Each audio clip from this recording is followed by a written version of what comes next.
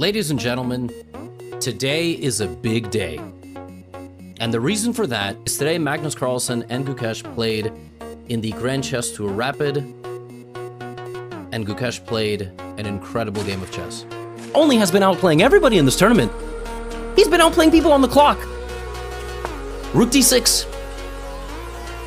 Bishop takes b5. Magnus grabs another pawn to clear out the entire left side of the board, but that allows Gukesh to jump in with his knight. Now it's craziness. There is a hanging queen. There is a hanging bishop. Great move here for Magnus. Bishop c5, a counterattack. If you take the queen, I take your queen. If you take my bishop, I take your other knight. So we have this, and this.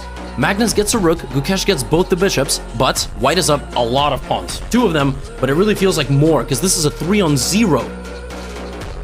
Problem in this position is the white king. So Magnus starts to run the king. Gukesh goes back with the knight. Now there is a hanging pawn. Now I have ideas like knight c4 and e4 attacking white. And both guys are down to 5 minutes. Magnus goes queen d3. Gukesh plays the best move. Queen e6!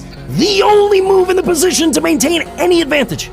Simultaneous threats of infiltration over here, e4, covering important key squares. This is a great move. 420 to 530. Magnus with this move goes down to 1:35 and blunders. Rook c5, counterpunch. Now he probably saw that coming, which is why he gave a check. But after king back to g8, which is deemed a miss, but this is just game review being annoying, it's a big problem for white, who moves his rook to the wrong square.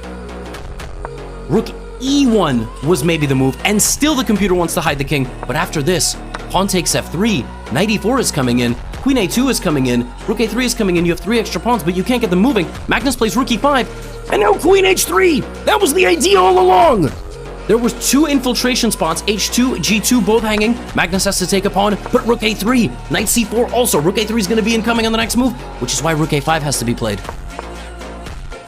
Rook a3, knight c4. If you allow all of it, the king is just hunted out on both sides of the board, so Magnus has to give up a rook to survive the counterattack. His pawn is very close to promotion, but it's just not going to get there. Queen d7, but here comes knight e3. The rook is hanging. Queen g2 is there. Rook d2, check here. And Gukesh comes back with his knight. Knight c6, rook a5. Rook e5 is coming, and Magnus resigns. Gukesh ended this game with a full 10-minute turnaround on the clock, and an incredible win.